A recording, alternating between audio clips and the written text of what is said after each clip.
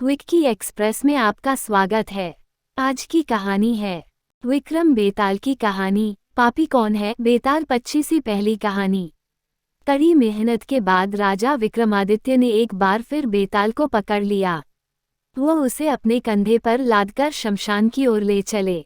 रास्ते में बेताल ने राजा को एक नई कहानी शुरू की और बेताल बोला, एक बार की बात है, काशी में एक राजा था जिसका नाम प्रताप मुकुट था। उसकी एक संतान थी जिसका नाम वज्रमुकुट थी। एक दिन वज्रमुकुट दीवान के बेटे के साथ शिकार करने जंगल गया। काफी घूमने के बाद उन दोनों को एक तालाब दिखा जिसमें कमल खिले थे और हंस उड़ रहे थे।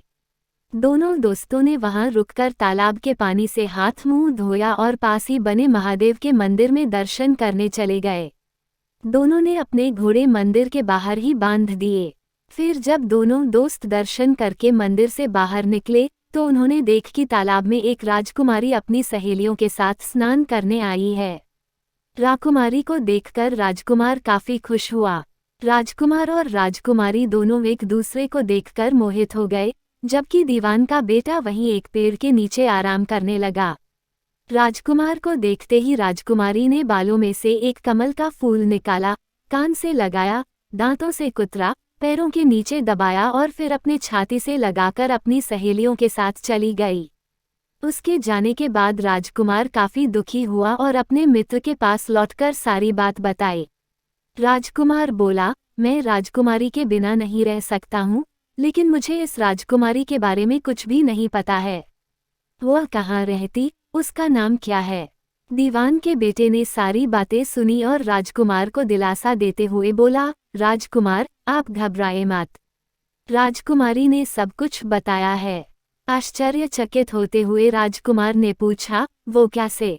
दीवान के बेटे ने राजकुमार को बताना शुरू किया कि राजकुमारी ने कमल के फूल को बालों से निकालकर कानों से लगाया, यानी राजकुमारी का कहना है कि वह कर्नाटक से है। दांत से फूल को कुतरा, मतलब उनके पिता का नाम दंतावट है। फूल को पांव से दबाने का मतलब था कि राजकुमारी का नाम पद्मावती है, और फूल को सीने से लगाने का मतलब था कि अब आप उनके हृदय में बस चुके हैं। ये सब सुनते ही राजकुमार बहुत ज्यादा खुश हो गया। खुश होते हुए राजकुमार ने दीवान के बेटे से कहा कि मुझे कर्नाटक जाना है, मुझे वहां ले चलो। दोनों दोस्त कई दिनों तक घूमते फिरते कर्नाटक पहुंचे। जब वो दोनों राजमहल के निकट पहुंचे तो उन्हें एक चरखा चलाती बुजुर्ग महिला दिखी। महिला को देखते ही दोनों घोड़े से उतरे और उसके पास जाकर कहा, माई, हम दोनों व्यापारी हैं, हम बहुत दूर से आए हैं। हमारा सामान अभी तक आया नहीं है, कुछ दिनों में हमारा सामान भी पहुंच जाएगा। हम दोनों को बस रहने के लिए थोड़ी सी जगह चाहिए।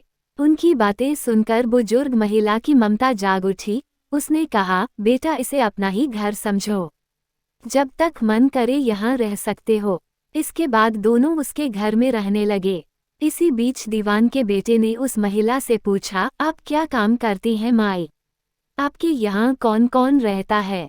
आप कैसे अपना गुजर बसर करती हैं? इन सारे सवालों का जवाब धीरे धीरे उस महिला ने देना शुरू किया। उसने कहा, मेरा एक पुत्र है जो राजा के यहाँ नौकरी करता है। मैं राजा की पुत्री पद्मावती की दासी थी। बूढ़ी हो गई हूँ, इसलिए घर में ही रहती हूँ। महाराज खाने को दे देते हैं और पूरे दिन में एक बार राजकुमारी से मिलने चली जाती हूँ।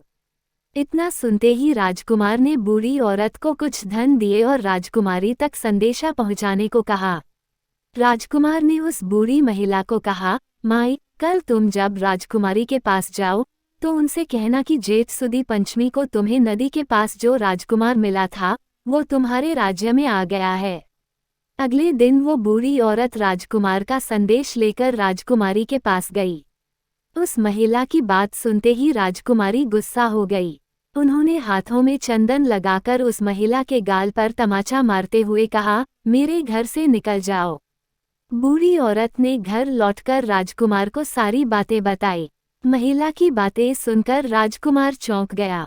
फिर राजकुमार के मित्र ने राजकुमार को धैर्य बंधाते हुए कहा, राजकुमार, आप चिंतित न हों। राजकुमारी की बातों को समझने की कोशिश करें।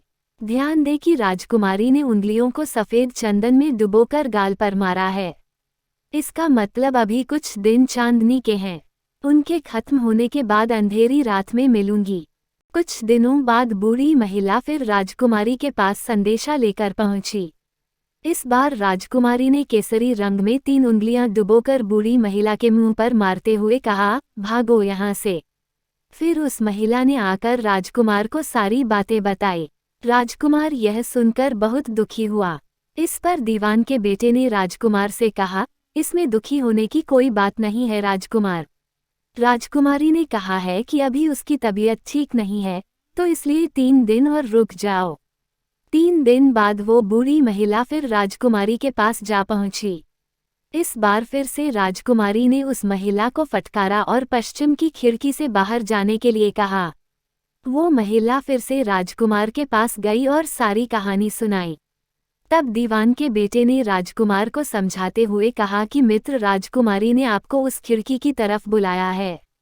राजकुमार यह सुनते ही खुशी से उछल पड़ा। उसने बूढ़ी महिला के कपड़े पहनकर नारी का भेष धारण किया, इत्र लगाया और हथियार बांधकर राजकुमारी से मिलने चल पड़ा। राजकुमार महल पहुंचा और खिड़की के रास्ते राजकुमारी के कमरे में पहुंच गया। राजकुमारी वहां पर तैयार थी और राजकुमार का इंतजार कर रही थी।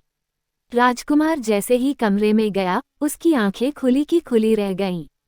राजकुमारी के कमरे में कई महंगी चीजें रखी थीं। रात भर राजकुमार और राजकुमारी साथ ही रहे। फिर जैसे ही दिन निकलने को आया, राजकुमारी ने उस राजकुमार को सबसे छिपा दिया। जब रात होने लगती तो राजकुमार बाहर आ जाता। इस तरह करते करते कई दिन बीत गए। फिर अचानक राजकुमार को अपने दोस्त की याद आई। राजकुमार को अपने दोस्त की चिंता हुई कि पता नहीं उसका दोस्त कहाँ होगा, कैसा होगा और उसका क्या हाल हुआ होगा। राजकुमार को दुखी देखकर राजकुमारी ने राजकुमार के दुख का कारण पूछा। उसके बाद राजकुमार ने राजकुमारी को अपने मित्र के बारे में बताया। राजकुमार ने कहा, वह मेरा बहुत अच्छा और चतुर दोस्त है। उसी के वजह से मैं तुमसे मिल पाया हूँ। ये सुनने के बाद राजकुमारी ने राजकुमार को कहा, मैं तुम्हारे दोस्त के लिए स्वादिष्ट भोजन बनवाती हूँ। तुम उसे भोजन कराकर और उसे समझाकर वापस आ जाना। फिर राजकुमार खाना लेकर अपने दोस्त के पास पहुंचा। दोनों मित्र लगभग कई महीनों से नहीं मिले थे। मिलने के बाद राजकुमार ने अपने मित्र को सारी बातें बताई। राजकुमार ने कहा, मैंने राजकुमारी को तुम्हारी चतुराई के बारे में बताया। राजकुमारी ने तुम्हारे लिए भोजन भिजवाया है। ये सब सुनकर दीवान का बेटा सोच में पड़ गया। उसने राजकुमार से कहा कि यह तुमने ठीक नहीं किया। राजकुमारी समझ गई है कि जब तक मैं तुम्हारे साथ हूँ, तब तक वह आपको अपने बस में नहीं रख सकेगी। इसलिए उन्होंने इस खाने में जहर डालकर भेजा है। ये कहते ही दीवान के बेटे ने उस खाने से एक लड्डू लेकर सामने बैठे एक कुत्ते को दिया। लड्डू खाते ही कुत्ते की मृत्यु हो गई। ये देखते ही राजकुमार को बहुत बुरा लगा। उसने कहा कि ऐसी औरत से भगवान रक्षा करे। अब मैं उस राजकुमारी के पास नहीं जाऊंगा। दीवान के बेटे ने राजकुमार से कहा, नहीं, अब कुछ ऐसी तरकीब निकालनी चाहिए जिससे कि हम उसे साथ में अपने घर ले जा सकें। आज रात तुम वहां जाओ और जब राजकुमारी सो रही हो, तब उसकी बाईं जांघ पर त्रिशूल का निशान बना देना। फिर उसके गहने लेकर आ जाना। राजकुमार ने अपने मित्र की बात सुनी और उसके कहे अनुसार ही किया। फिर दीवान के बेटे ने योगी का भेष धारण कर लिया। उसने राजकुमार से कहा कि तुम इन गहनों को बाजार में बेच दो। अगर कोई पकड़े तो कहना मेरे गुरु के पास चलो और उसे मेरे पास ले आना। राजकुमार वो गहने महल के पास एक सुनार के पास ले गया। सुनार ने गहनों को देखते ही पहचान लिया और राजकुमार को कोतवाल के पास ले गया। कोतवाल ने राजकुमार से सवाल पूछे तो राजकुमार ने कहा, ये गहने मुझे मेरे गुरुजी ने दिए हैं। ये सुनने के बाद कोतवाल ने गुरु यानी दीवान के बेटे को भी पकड़ लिया और राजा के दरबार में ले गया। राजा ने पूछा, योगी महाराज, आपको ये कीमती गहने कहाँ से मिले? योगी का भेष धारण किए हुए दीवान के बेटे ने कहा, महाराज, मैं शमशान में काली चौदस को डाकिनी मंत्र प्राप्त कर रहा था कि मेरे सामने डाकिनी आई। मैंने उसके जेवर उतार लिए और उसकी बाईं जांघ पर त्रिशूल का छाप बना दिया। ये सुनते ही राजा महल में गया और उसने रानी को कहा कि पद्मावती की बाईं जांघ देखे कि कहीं राजकुमारी के जांघ पर त्रिशूल का छाप तो नहीं है। राजा की बात सुनते ही रानी ने देखा और सच में राजकुमारी की बाईं जांघ पर त्रिशूल का निशान था। ये जानकर राजा बहुत दुखी हुआ। फिर राजा योगी के पास गए और कहा कि योगी बताओ, धर्मशास्त्र में बुरी औरतों के लिए क्या सजा है। योगी ने उत्तर दिया, ब्राह्मण, राजा, गौ, औरत, पुरुष और अपने राज्य में रहने वाले किसी से भी कोई बुरा काम हो जाए तो उसे राज्य से बाहर निकाल देना जाना चाहिए। ये सुनते ही राजा ने पद्मावती को जंगल भेज दिया। वहां राजकुमार और दीवान का बेटा मौके के इंतजार में बैठे थे। राजकुमारी को अकेला पाकर दोनों उसे अपने नगर ले आए और खुशी खुशी रहने लगे। कहानी खत्म हुई और हर बार की तरह एक बार फिर बेताल ने विक्रम से पूछा, तो राजन बताओ, इस कहानी में पापी कौन है? जल्दी बताओ राजन, वरना तुम्हारे सिर के टुकड़े टुकड़े कर दूंगा। विक्रम ने उत्तर देते हुए कहा, पापी राजा था, क्योंकि दीवान के पुत्र ने अपने मालिक का काम किया।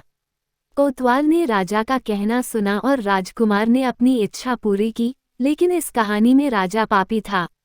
उसने बिना सोचे विचारे राजकुमारी को राज्य से बाहर निकाला दिया। विक्रम के इतना कहते ही बेताल फिर उड़कर पेड़ पर जा लटका। कहानी से सीख, हमेशा बुद्धि का इस्तेमाल करके ही फैसला लेना चाहिए, वरना कोई भी भ्रमित करके कुछ भी करवा सकता है। सुनने के लिए धन्यवाद। मेरा चैनल सब्सक्राइब करें, लाइक और शेयर भी करें। धन्यवाद।